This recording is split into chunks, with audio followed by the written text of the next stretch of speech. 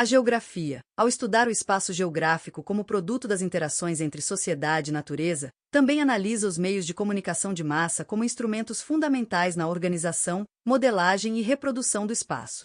Esses meios são considerados técnicas que criam fluxos de informação, moldam comportamentos e interligam lugares, pessoas e eventos em diferentes escalas, do local ao global.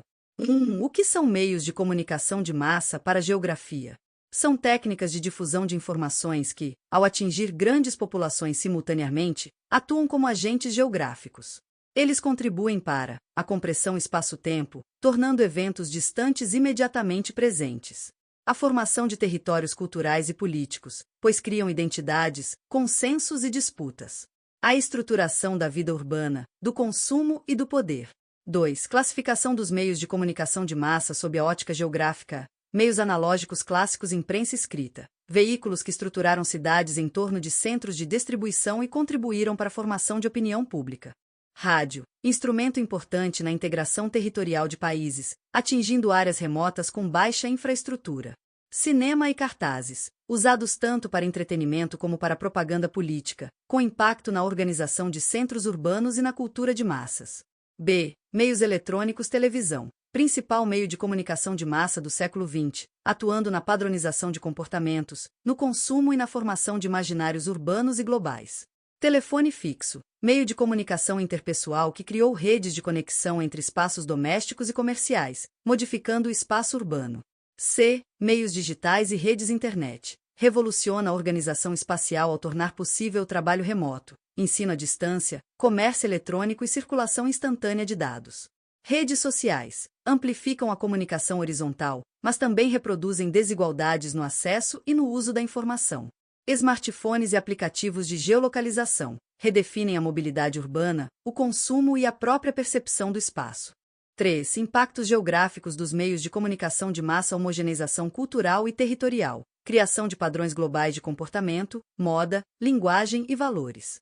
Fragmentação do espaço urbano. Os meios digitais permitem que as pessoas vivam em rede, mesmo isoladas fisicamente, o que transforma a noção de vizinhança e centro. Polarização e territorialização de discursos. Grupos sociais e políticos se organizam em territórios digitais, influenciando dinâmicas territoriais concretas. Ampliação das desigualdades. A exclusão digital reflete e aprofunda desigualdades socioespaciais. Assim, sob a perspectiva da geografia, os meios de comunicação de massa não são apenas canais de informação. São técnicas que modelam o espaço, criam novas territorialidades, conectam diferentes regiões e influenciam diretamente a vida social, econômica e política. São centrais no que Milton Santos chamou de meio técnico-científico e informacional, a forma contemporânea do espaço geográfico. Os conceitos de paralelos, latitudes, meridianos e longitudes fazem parte do sistema de coordenadas geográficas, um conjunto de linhas imaginárias traçadas sobre o globo terrestre que permite localizar com precisão qualquer ponto da superfície da Terra. A partir deles, derivam-se importantes aplicações geográficas, como as zonas térmicas e os fusos horários, que também se organizam com base nessa estrutura. Paralelos e latitudes. Paralelos são linhas imaginárias horizontais traçadas ao redor da Terra, paralelas à linha do Equador, que é o principal paralelo e divide o globo nos hemisférios norte e sul. O Equador é o paralelo 0 grau. Outros paralelos importantes: Trópico de Câncer, Trópico de Capricórnio, Círculo Polar Ártico, Círculo Polar Antártico. Latitude é a medida em graus da distância entre um ponto da Terra e a linha do Equador. Varia de 0 grau a 90 graus. Latitude norte, do Equador até o Polo Norte. Latitude sul, do Equador até o Polo Sul.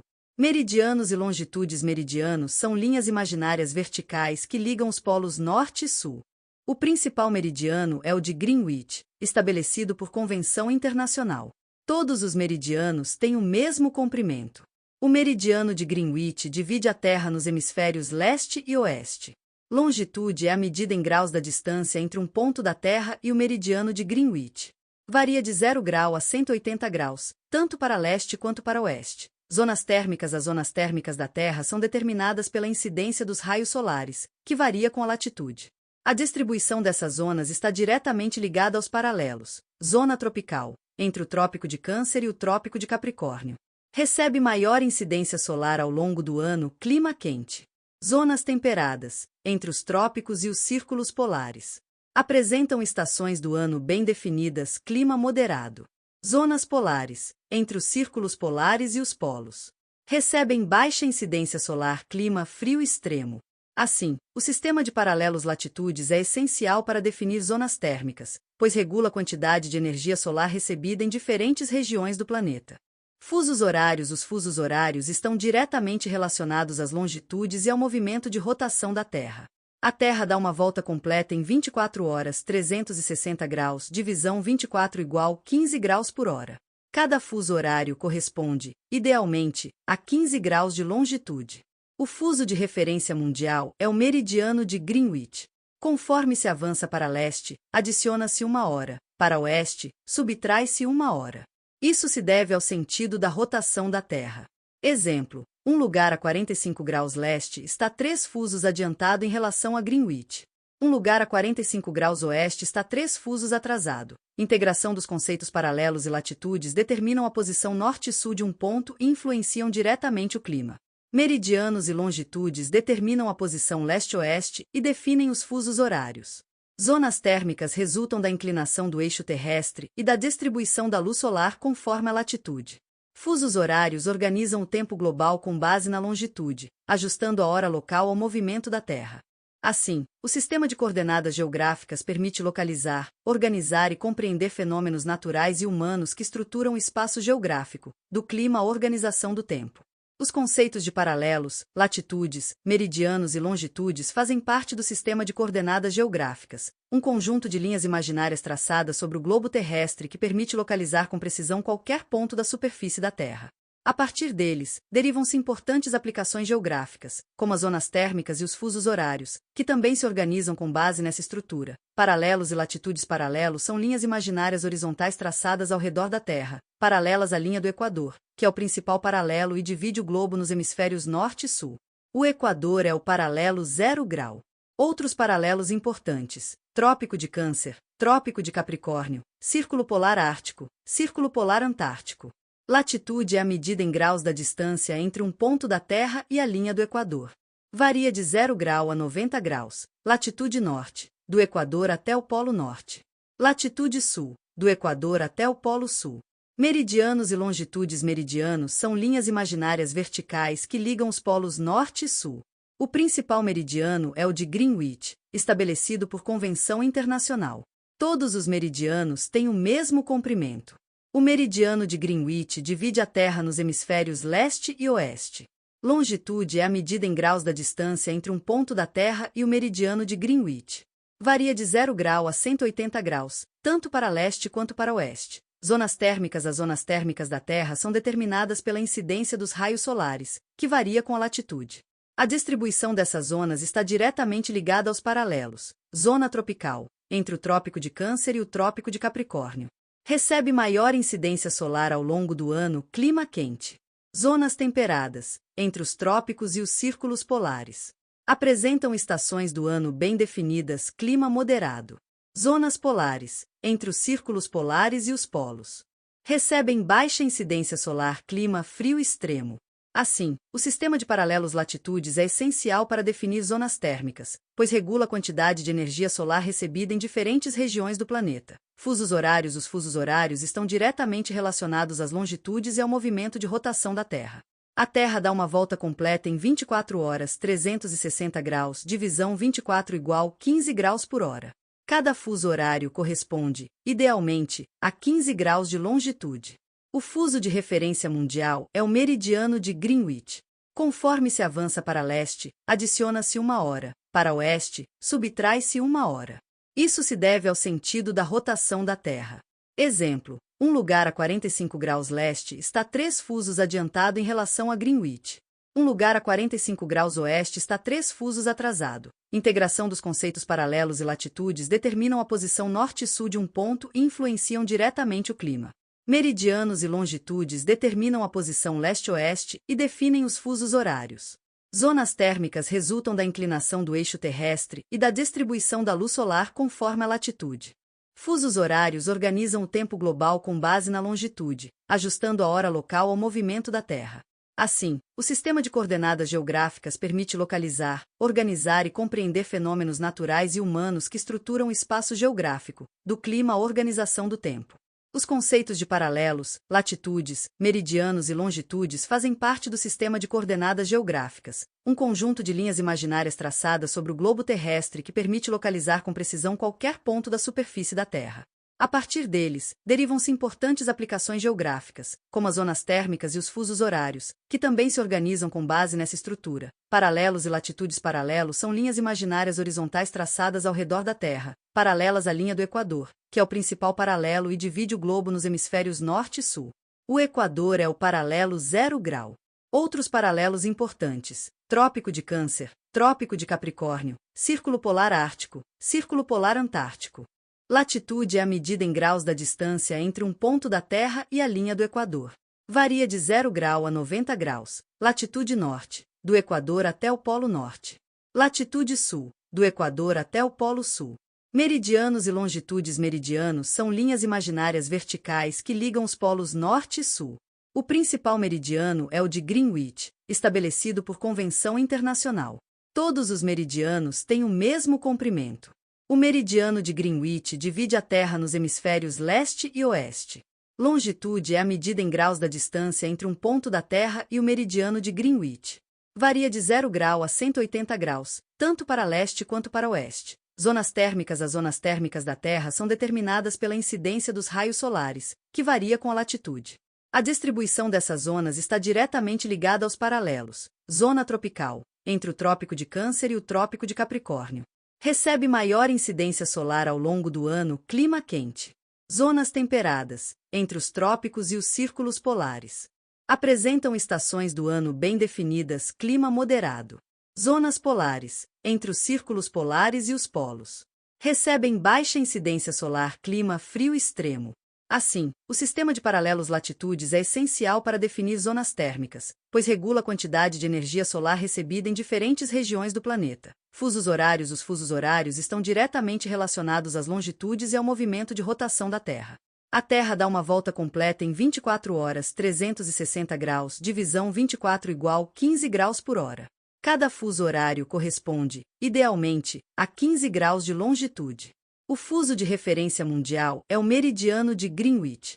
Conforme se avança para leste, adiciona-se 1 hora, para oeste, subtrai-se 1 hora. Isso se deve ao sentido da rotação da Terra. Exemplo: um lugar a 45 graus leste está 3 fusos adiantado em relação a Greenwich. Um lugar a 45 graus oeste está 3 fusos atrasado. Integração dos conceitos paralelos e latitudes determinam a posição norte e sul de um ponto e influenciam diretamente o clima. Meridianos e longitudes determinam a posição leste-oeste e definem os fusos horários. Zonas térmicas resultam da inclinação do eixo terrestre e da distribuição da luz solar conforme a latitude. Fusos horários organizam o tempo global com base na longitude, ajustando a hora local ao movimento da Terra. Assim, o sistema de coordenadas geográficas permite localizar, organizar e compreender fenômenos naturais e humanos que estruturam o espaço geográfico, do clima à organização do tempo. SGS e GPS são tecnologias fundamentais na geografia contemporânea, pois permitem a coleta, análise, representação e interpretação de dados espaciais, contribuindo para o planejamento urbano, ambiental, agrícola e logístico, entre outros campos. GPS. Sistema de Posicionamento Global. O GPS é um sistema de navegação por satélites que permite determinar a posição exata de um objeto ou pessoa na superfície terrestre, em qualquer lugar do planeta, a qualquer hora. Características. Criado pelo Departamento de Defesa dos Estados Unidos, com uso inicialmente militar. Utiliza constelações de satélites em órbita, que transmitem sinais de tempo e localização. Um receptor de GPS capta sinais de pelo menos 4 satélites para calcular latitude, longitude, altitude e horário com precisão. Pode apresentar precisão de até centímetros. Aplicações: navegação em veículos, aviação e navegação marítima. Georreferenciamento de propriedades rurais e urbanas. Localização em aplicativos de mapas. Controle de frotas, agricultura de precisão e operações de emergência. SIG, Sistema de Informação Geográfica. O SIG é um conjunto de ferramentas e softwares que permite armazenar, manipular, cruzar e representar dados geográficos de forma digital. Seu foco está na análise espacial. Componentes, dados espaciais, mapas, imagens de satélite, coordenadas geográficas. Dados descritivos, informações associadas ao espaço, como população, uso do solo, temperatura, densidade urbana, etc. Softwares específicos, como QGIS, ArcGIS, GVSIG, Google Earth Engine. Capacidades, produção de mapas temáticos. Sobreposição de camadas de dados. Análise de impactos ambientais, planejamento urbano, delimitação de bacias hidrográficas. Monitoramento de desmatamento, queimadas, enchentes, infraestrutura e muito mais. Integração entre SIG e GPS. Esses sistemas frequentemente atuam juntos. O GPS coleta dados de localização. O SIG armazena e analisa esses dados, permitindo sua visualização em mapas, comparação com outras informações e apoio à tomada de decisões. Exemplo: em um estudo sobre áreas de risco, o GPS pode ser usado para marcar os pontos exatos de deslizamentos de terra, e o SIG permite cruzar essa informação com dados de relevo, chuva, densidade habitacional e uso do solo para gerar um mapa de áreas prioritárias para intervenção. Importância geográfica e social na geografia. SIGS e GPS revolucionaram a forma de estudar o espaço, permitindo análises dinâmicas e precisas de fenômenos naturais e sociais. Na sociedade, estão presentes em inúmeras atividades cotidianas, como delivery, transporte, logística, redes sociais, agricultura e prevenção de desastres. Essas ferramentas materializam o espaço geográfico em linguagem digital, promovendo decisões mais eficientes e sustentáveis na relação entre sociedade e natureza.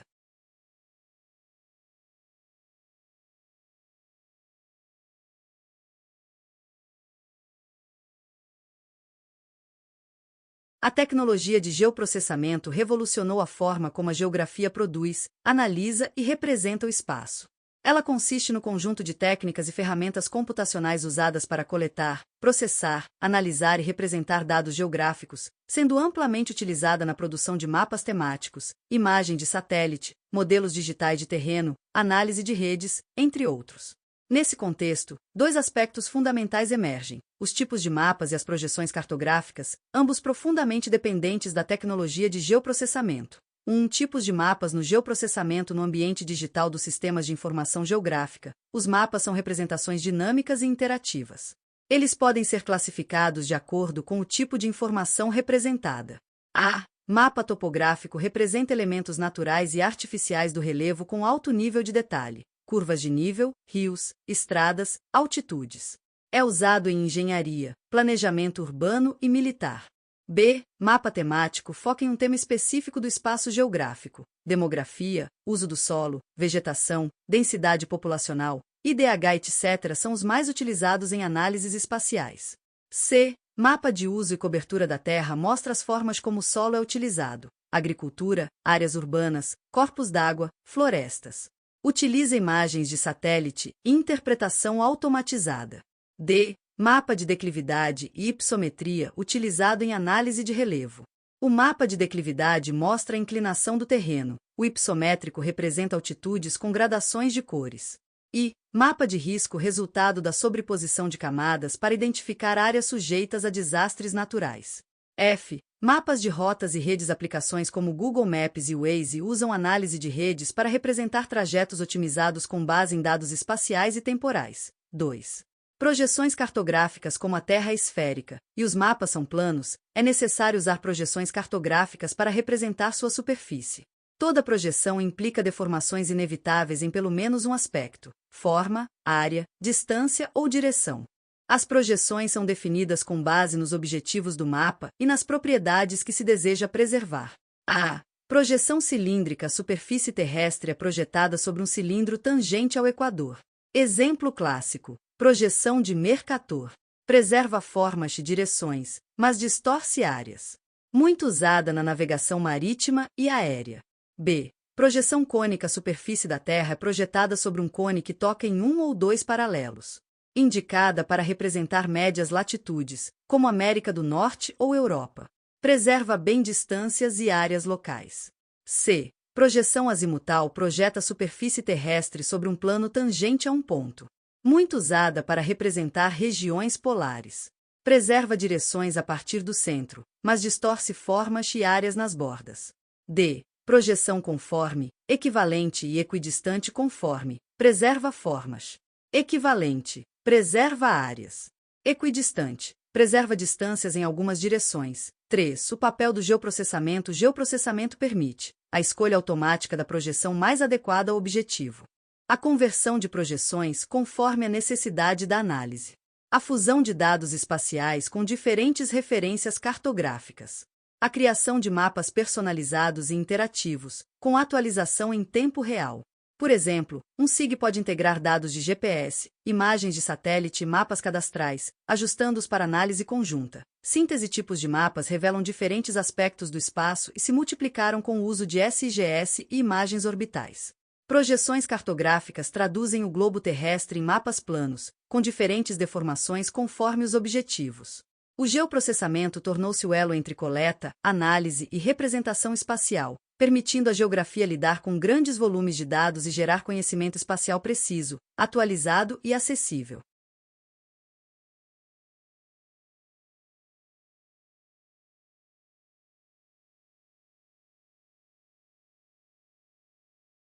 No campo da geologia, a compreensão da formação da Terra e das eras geológicas permite reconstituir a história profunda do planeta, desde sua origem no sistema solar até o surgimento da vida e a configuração atual da crosta terrestre. Esse estudo é baseado em evidências fósseis, datações radiométricas, estratigrafia e tectônica de placas. Formação da Terra. A Terra formou-se há cerca de 4,6 bilhões de anos, no contexto da formação do sistema solar, a partir de uma nuvem de gás e poeira cósmica. Etapas principais. 1. A acreção de matéria, poeira e partículas colidem e se agregam, formando planetesimais, e mais tarde, protoplanetas, incluindo a Terra.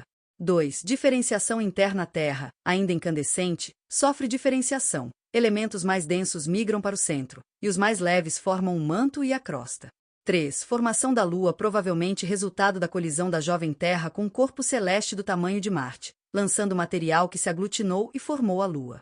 4. Resfriamento e formação da crosta. O planeta resfria, formando a primeira crosta sólida, ainda instável e sujeita a atividade vulcânica intensa.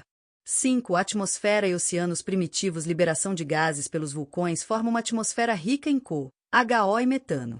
A condensação do vapor d'água dá origem aos primeiros oceanos. Eras geológicas. A história da Terra dividida em unidades de tempo chamadas de éons, eras, períodos e épocas, baseadas nas mudanças geológicas e biológicas registradas nas rochas.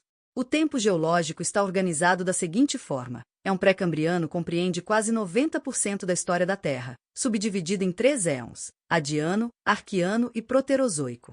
Adiano, formação da Terra e da Lua, crosta instável, atmosfera e oceanos primitivos.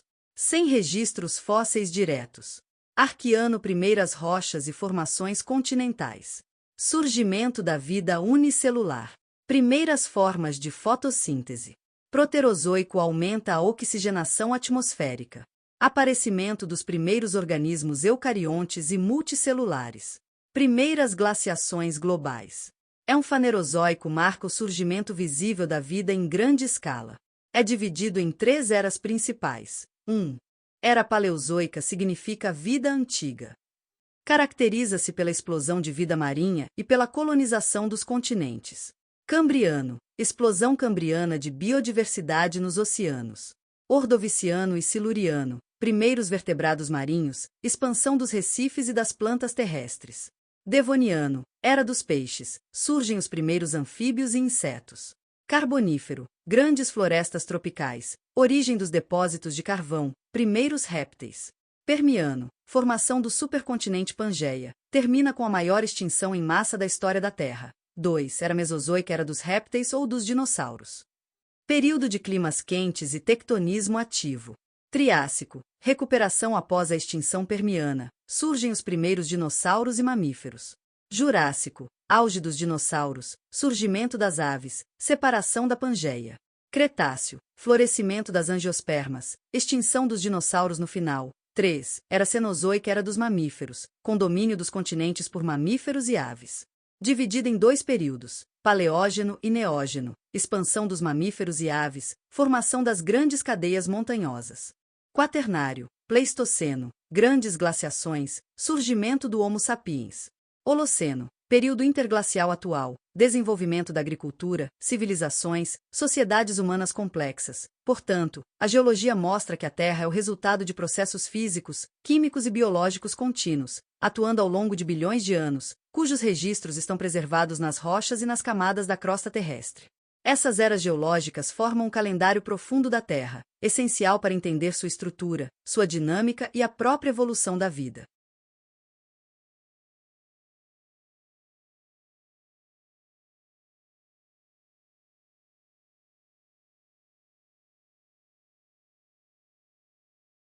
A estrutura interna da Terra e o conceito de deriva dos continentes são temas centrais da geologia, pois explicam a dinâmica da crosta terrestre, a formação dos continentes e os fenômenos geofísicos como terremotos, vulcões e a formação de montanhas. Estrutura interna da Terra. A Terra é formada por camadas concêntricas, organizadas de acordo com sua composição química e comportamento físico. As principais camadas são: 1. Crosta terrestre é a camada mais externa e fina da Terra, com espessura média entre 5 e 70 km. Divide-se em dois tipos: crosta continental, mais espessa e antiga, composta por rochas graníticas. Crosta oceânica, mais fina e densa, composta por rochas basálticas. Sobre a crosta está a litosfera, que inclui a crosta e a parte superior do manto. Ela é fragmentada em placas tectônicas. 2. Manto situado abaixo da crosta, vai até cerca de 2.900 km de profundidade. É composto por rochas densas, ricas em ferro e magnésio. O manto é dividido em superior e inferior. No manto superior há a astenosfera, uma zona parcialmente fundida e plástica, onde ocorrem os movimentos de convecção que impulsionam as placas tectônicas. 3. Núcleo vai dos 2.900 km até o centro da Terra, a 6.371 km. Núcleo externo, líquido, composto por ferro e níquel. É responsável pela geração do campo magnético terrestre. Núcleo interno, sólido, devido à altíssima pressão, também composto de ferro e níquel. Deriva dos continentes. A teoria da deriva continental foi proposta pelo meteorologista e geofísico alemão Alfred Wegener, em 1912. Ele sugeriu que os continentes atuais já estiveram unidos em um único supercontinente, chamado Pangeia, e que se deslocaram lentamente ao longo do tempo geológico. Principais evidências reunidas por Wegener: 1. Encaixe dos continentes. Os litorais da América do Sul e da África se encaixam como peças de um quebra-cabeça. 2. Fósseis idênticos de animais e plantas em continentes hoje separados por oceanos. 3. Semelhança de formações rochosas e cadeias montanhosas em regiões de continentes diferentes. 4. Indícios paleoclimáticos, como marcas de geleiras em regiões hoje tropicais. Limitações da teoria original. Wegener não conseguiu explicar como os continentes se moviam. Sua hipótese só foi confirmada e aperfeiçoada décadas depois com o desenvolvimento da tectônica de placas, na segunda metade do século XX. Tectônica de placas e atualização da deriva. A teoria da tectônica de placas é a evolução da teoria da deriva continental. Ela explica que a litosfera está dividida em placas tectônicas rígidas, que flutuam sobre a astenosfera. Essas placas movem-se devido às correntes de convecção do manto, causadas pelo calor interno da Terra. Os movimentos dessas placas resultam em formação de montanhas, vulcanismo e terremotos, abertura de oceanos, subducção e fechamento de bacias oceânicas. A tectônica de placas explica com precisão a mobilidade da crosta terrestre e fornece uma base para compreender a formação dos continentes, oceanos e as mudanças geológicas ao longo do tempo. Síntese. A estrutura interna da Terra é composta por crosta, manto e núcleo, organizados conforme densidade e comportamento físico. A teoria da deriva dos continentes revelou que os continentes se deslocam lentamente ao longo do tempo, partindo de uma massa única.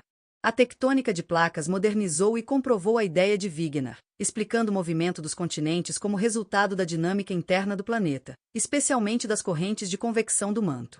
Essa compreensão é essencial para interpretar o passado geológico da Terra e seus fenômenos atuais, como sismos, vulcões e a deriva continental contínua.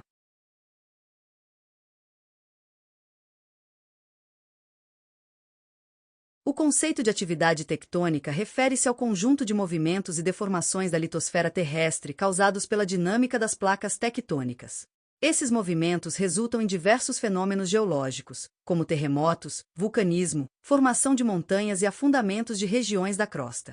É uma manifestação direta da energia interna da Terra, que se expressa através da tectônica de placas. Movimento das placas tectônicas. A litosfera está fragmentada em grandes blocos chamados placas tectônicas, que flutuam sobre a astenosfera, uma camada parcialmente fluida do manto superior. Essas placas movem-se de forma lenta e contínua devido às correntes de convecção geradas pelo calor interno da Terra. 3 tipos principais de movimentos. 1. Divergente, as placas se afastam uma da outra. Exemplo: dorsal mesoatlântica. Forma novo material da crosta oceânica. Pode gerar vulcanismo submarino e pequenos terremotos. 2. Convergente, as placas se aproximam e colidem. Ocorre subducção ou abducção. Exemplo: placa de Nazca subduzindo sob a placa sul-americana. Gera grandes terremotos, vulcões e cadeias montanhosas. 3. Transformante, as placas deslizam lateralmente uma em relação à outra. Exemplo: falha de San Andreas.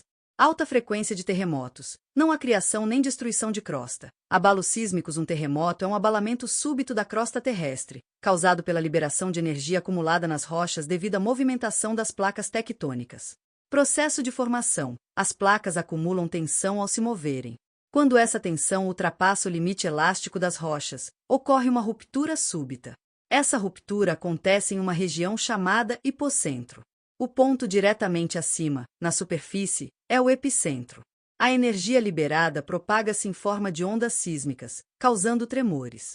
Consequências: desabamento de construções, tsunamis, rachaduras, alteração no relevo. Os terremotos são mais frequentes em zonas de fronteira entre placas, como o Círculo de Fogo do Pacífico. Outros efeitos da atividade tectônica: vulcanismo. Ocorre frequentemente em limites convergentes ou divergentes, onde o magma sobe à superfície. Formação de montanhas. Cadeias montanhosas como os Andes ou Himalaia são produto da colisão de placas. Rift Valleys. Grandes vales formados em zonas de divergência continental, como o Vale do Rift na África. Síntese. Atividade tectônica é a expressão da energia interna da Terra que movimenta as placas tectônicas, provocando terremotos, vulcanismo, formação de montanhas e deformações na crosta. É um processo geológico contínuo e essencial para a transformação do relevo e a configuração do planeta. O estudo desses movimentos permite compreender os riscos naturais e planejar melhor o uso do território em regiões vulneráveis.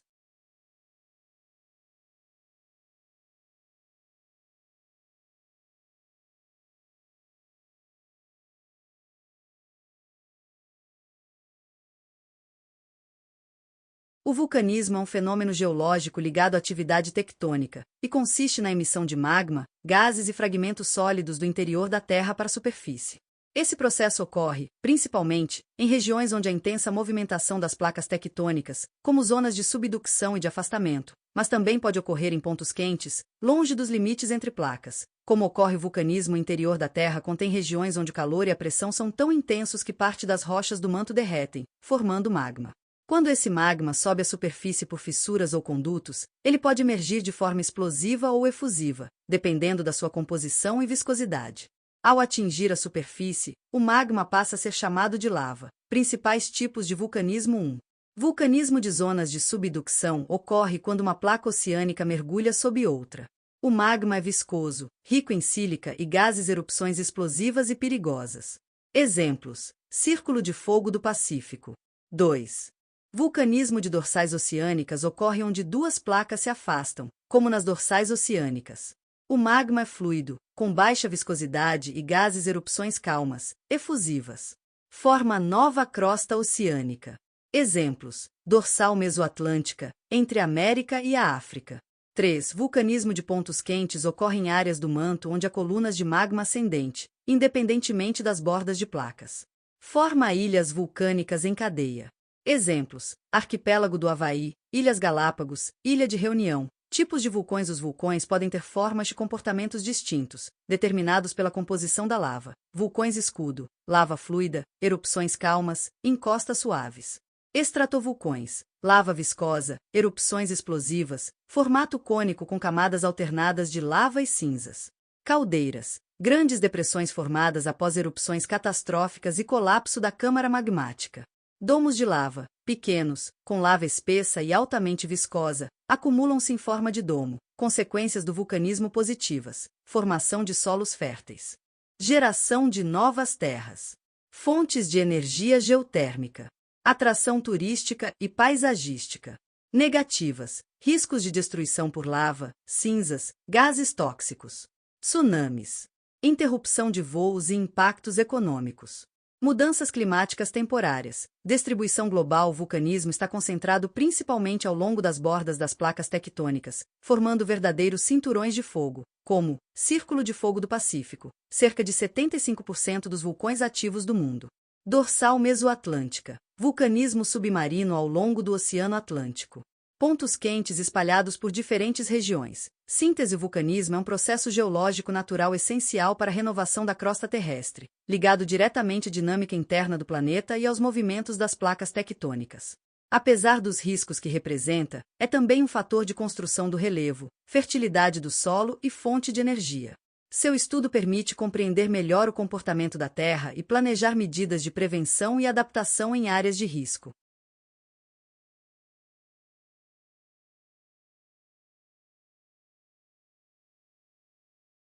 A estrutura geológica de uma região corresponde à disposição das rochas na crosta terrestre e revela os processos geodinâmicos que moldaram o relevo ao longo de centenas de milhões ou até bilhões de anos.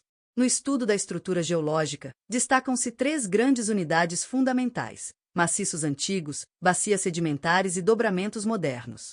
Cada uma delas tem origem, composição e relevância distintas na formação do relevo e dos recursos naturais. 1. Maciços antigos são as porções mais antigas da crosta terrestre, formadas por rochas magmáticas e metamórficas muito resistentes, datadas dos éons Arquiano e Proterozoico. Surgiram em períodos geológicos remotos, quando o planeta ainda estava em processo de consolidação.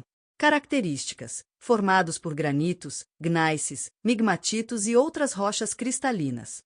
Altamente estáveis tectonicamente, não apresentam atividade sísmica ou vulcânica significativa. São áreas de relevo elevado ou aplanado, com serras e planaltos desgastados pela erosão. Importantes fontes de minerais metálicos, como ferro, manganês, ouro, bauxita e níquel. Exemplos: Escudo das Guianas, Escudo brasileiro, Escudo canadense, Cráton báltico. 2. Bacias sedimentares são áreas rebaixadas da crosta onde se acumulam, ao longo de milhões de anos, camadas de sedimentos oriundos da erosão de outras regiões. Esses sedimentos se compactam e se transformam em rochas sedimentares, como arenito, calcário, argilito e carvão. Características: formação em ambientes marinhos, lacustres ou fluviais. Estrutura em camadas horizontais ou suavemente inclinadas. Ricas em recursos energéticos, petróleo, gás natural, carvão mineral. Também podem conter fósseis, registros da vida do passado. Importância econômica: locais de exploração de combustíveis fósseis. Áreas agrícolas devido aos solos derivados de rochas sedimentares. Exemplos: Bacia do Paraná e Bacia do Amazonas. Bacia do Mississippi. Bacia de Paris. 3. Dobramentos modernos são estruturas formadas por compressão tectônica de bacias sedimentares, especialmente nos limites convergentes das placas tectônicas, resultando em dobras e falhas nas camadas de rochas. São geologicamente recentes, formadas principalmente no período terciário do Cenozoico. Características: composição predominantemente sedimentar deformada. Áreas de instabilidade tectônica, sujeitas a terremotos e vulcanismo. Relevo com altas montanhas, encostas íngremes e intensa atividade geodinâmica externa. Elevada juventude geológica. Exemplos: Cordilheira dos Andes, Himalaia, Alpes. Montanhas rochosas. Integração entre as estruturas. Essas três grandes estruturas não estão isoladas. Elas interagem e compõem o mosaico geológico do planeta. Muitas vezes, maciços antigos servem de base para bacias sedimentares, e as bordas dessas bacias são dobradas nos limites de placas, originando cordilheiras. Por exemplo, o escudo brasileiro é cercado por diversas bacias sedimentares. Nas bordas das bacias andinas, os sedimentos foram comprimidos e elevados, formando a Cordilheira dos Andes. Compreender as estruturas geológicas permite entender a origem do relevo, a distribuição dos recursos naturais, os riscos geológicos e a história da Terra, sendo fundamental para a geografia física, a geologia econômica e o ordenamento territorial.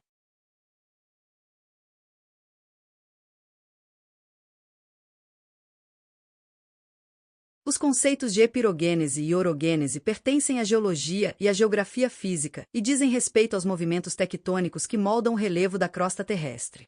Ambos fazem parte da chamada dinâmica interna da Terra, isto é, dos processos geológicos que atuam de dentro para fora, modificando a superfície ao longo do tempo geológico. Epirogênese. O termo epirogênese vem do grego epeiros mais gênesis, e refere-se aos movimentos verticais e lentos da crosta terrestre, que elevam ou rebaixam grandes porções continentais sem causar fraturas intensas ou dobramentos.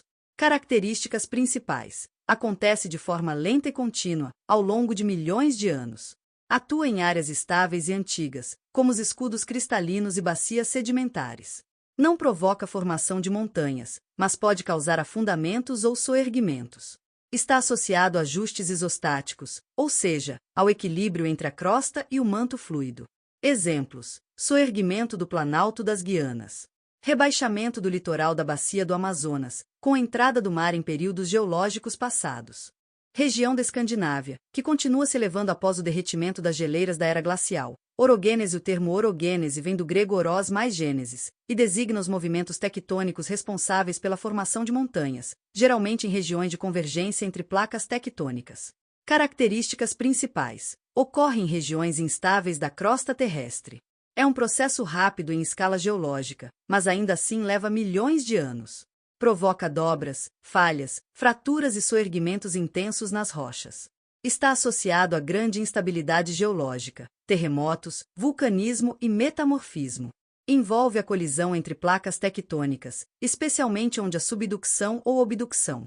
Exemplos: formação da Cordilheira dos Andes, formação do Himalaia, formação dos Alpes, montanhas rochosas, Atlas, entre outras cordilheiras. Importância geográfica. Esses dois processos são fundamentais para a formação do relevo terrestre. A epirogênese explica a origem de planaltos, bacias e grandes escudos cristalinos, com pouca atividade sísmica.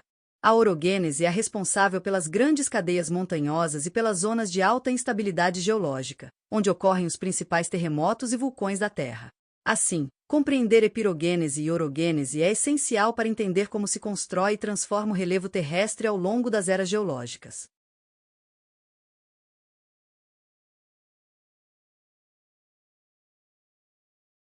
A atividade mineradora no Brasil, sob o ponto de vista geográfico, está profundamente relacionada à estrutura geológica do território, em especial aos maciços antigos, que formam as áreas mais antigas e geologicamente estáveis do país. Esses maciços concentram uma grande diversidade de recursos minerais metálicos e não metálicos, o que faz da mineração uma atividade estratégica para a economia brasileira e, ao mesmo tempo, uma atividade de alto impacto ambiental e territorial. Base geológica da mineração no Brasil. O Brasil possui extensas áreas compostas por rochas cristalinas arqueanas e proterozoicas, ou seja, maciços antigos, ricos em minerais formados ao longo de bilhões de anos. Os principais escudos cristalinos brasileiros são: Escudo das Guianas, ao norte; Escudo brasileiro, ao centro-leste. Nessas áreas, predominam rochas magmáticas e metamórficas, nas quais se concentram minérios metálicos como ferro, manganês, ouro, bauxita, níquel, cobre e estanho. Principais minérios explorados e suas localizações geográficas. Ferro-Brasil é um dos maiores exportadores mundiais. Principais reservas na região sudeste, especialmente no quadrilátero ferrífero e na província mineral de Carajás. Extraído de rochas ferríferas formadas em ambientes de maciços antigos. Principal destino da produção: exportação para siderurgias da China e Europa. Manganês encontrado principalmente no maciço do Urucum e na região de Carajás. Essencial na produção de ligas metálicas. Ouro histórico desde o período colonial. Atualmente explorado em Minas Gerais, Pará e Bahia. Associado a veios em rochas cristalinas e em sedimentos secundários. Bauxita, principal minério de alumínio. Grandes jazidas na região da Serra do Oriximiná e Trombetas, em terrenos do Escudo das Guianas. Minério típico de regiões tropicais com intemperismo químico intenso. Cobre, níquel e estanho localizados em áreas do centro-oeste norte, como Goiás, Pará e Rondônia. Estão associados a maciços e complexos ígneos intrusivos. Aspectos geográficos da atividade mineradora. 1. Relação com os maciços antigos. Os escudos cristalinos são geologicamente antigos, compostos por rochas duras e profundas, onde a ação tectônica e magmática favoreceu a concentração de minerais metálicos. Essas áreas não possuem vulcanismo ativo, o que garante estabilidade para exploração, mas requerem tecnologia para mineração em profundidade. 2. Distribuição regional e impacto territorial. A mineração está fortemente regionalizada, concentrando-se no norte, sudeste, centro-oeste e nordeste. Essa concentração gera fluxos migratórios, urbanização acelerada, conflitos fundiários e pressão sobre terras indígenas e áreas de conservação. 3. Infraestrutura e escoamento. A produção depende de ferrovias e portos de exportação, como a Estrada de Ferro Carajás e o Porto de Ponta da Madeira. A logística influencia a localização de polos mineradores e industriais, impactos socioambientais, degradação ambiental, desmatamento, contaminação de solos e cursos d'água. Grandes desastres, como os rompimentos das barragens de rejeitos em Mariana e Brumadinho. Conflitos sociais, garimpo ilegal em terras indígenas, trabalho precário e destruição de comunidades tradicionais. Síntese geográfica. A atividade mineradora brasileira é marcada por uma estreita relação entre estrutura geológica e distribuição espacial dos minérios metálicos. Ela revela a importância dos escudos cristalinos como base mineral do país. A relevância econômica da mineração, sobretudo nas exportações. A necessidade de um planejamento territorial e ambiental rigoroso, dada a intensidade dos impactos sobre o meio físico e as populações locais. Estudar a mineração no Brasil a partir da geografia implica analisar não apenas onde estão os minérios, mas como a exploração deles reorganiza o espaço, interfere na paisagem e afeta as relações sociais e ambientais.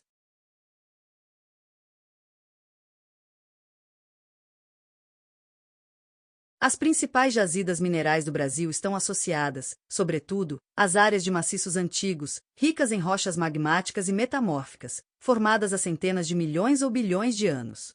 O país possui uma das maiores diversidades e volumes de minérios do mundo, com destaque para os minerais metálicos, energéticos e não metálicos. A seguir, as principais jazidas minerais brasileiras, organizadas por tipo de minério e localização geográfica. 1. Ferro. Região de Carajás, maior jazida de ferro de alto teor do mundo. Associada ao escudo das Guianas. Operada majoritariamente pela Vale. Quadrilátero ferrífero. Região clássica da mineração desde o século XVIII. Localiza-se no escudo brasileiro. Produz grandes volumes para exportação. Serra de Brucutu e Itabira, parte do complexo minerador de Minas Gerais. 2. Manganês. Serra do Navio, local histórico de extração, atualmente em declínio. Carajás. Jazidas ricas e de fácil extração, próximas às jazidas de ferro. Maciço do Urucum. Minério de excelente qualidade, localizado na fronteira com a Bolívia, em região de difícil escoamento. 3. Ouro. Quadrilátero ferrífero, fonte histórica desde o período colonial. Tapajós e Serra Pelada, regiões com exploração industrial e garimpeira. Jacobina e Pontes e Lacerda, áreas de produção significativa e jazidas em exploração. 4. Bauxita. Oriximiná e Trombetas, jazidas superficiais de grande extensão, associadas ao intemperismo em escudos tropicais. Poços de Caldas, área de menor expressão que Trombetas, mas historicamente importante. 5. Cobre. Canaã dos Carajás, Mina do Sossego e Salobo, associadas ao mesmo complexo geológico de Carajás. Mina Boa Esperança e Mina Caraíba, jazidas importantes em plena expansão. 6. Níquel. Goiás, importante polo minerador com reservas em jazidas lateríticas. Tocantins e Minas Gerais, áreas também com ocorrência significativa. 7. Estanho. Rondônia, produção associada ao garimpo e à exploração em depósitos aluviais e graníticos. 8. Nióbio. Araxá, maior jazida de nióbio do mundo. Utilizado em ligas metálicas especiais. O Brasil detém mais de 90% das reservas mundiais conhecidas. Catalão, outra importante jazida brasileira. 9. Fosfato. Araxá, Catalão, Tapira e Patos de Minas, associada à produção de fertilizantes. Extraído de rochas fosfatadas. 10. Carvão mineral. Região sul. Carvão do tipo betuminoso, utilizado na indústria e em usinas termoelétricas. Maior concentração na Bacia do Paraná. 11. Petróleo e gás natural. Bacias sedimentares. Destaque para a Bacia de Campos e a Bacia de Santos, com produção em águas profundas e ultraprofundas. Bacia do Recôncavo e Bacia Potiguar, produção terrestre mais antiga. 12. Outros minerais importantes. Salgema e sal marinho, extraídos no Rio Grande do Norte, Bahia e Alagoas. Caulim, Pará e Amapá. Cristais de quartzo, Goiás e Minas Gerais. Amianto, Goiás. O Brasil possui um potencial mineral vasto e estratégico, mas a exploração desses recursos exige políticas sustentáveis, controle ambiental rigoroso e beneficiamento tecnológico, para evitar dependência da exportação de matérias-primas brutas e minimizar os impactos socioambientais da atividade mineradora.